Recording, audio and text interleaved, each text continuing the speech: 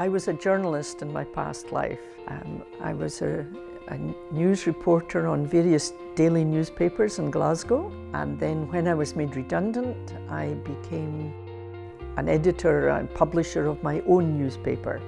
That was a community newspaper, and I was very glad to be able to do that because I truly believe that if things are not recorded, if there isn't evidence of things happening, especially in the local community, then people don't think they've happened, that nothing has existed. You have to have a record, you have to have evidence, and that's where a local community newspaper is so important.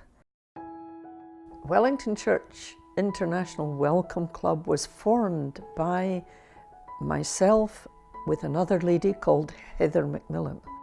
So every Wednesday afternoon in the Crypt Cafe of Wellington Church, we have an average of 40, sometimes as many as 50 people, and at each cafe table we have a native English speaking person like myself who's the host.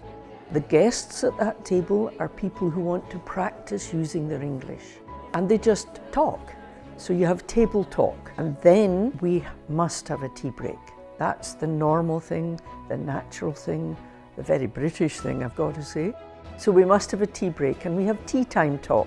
So people get up, get a cup of tea, coffee, they can ask those questions like, where is the milk, or do you take sugar? Other conversations then happen.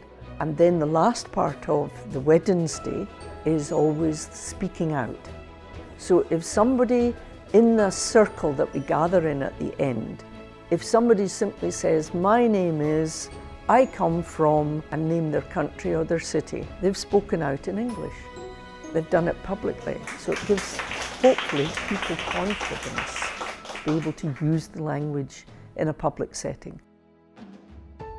Club motto is, have fun with friends, and we just try and have fun.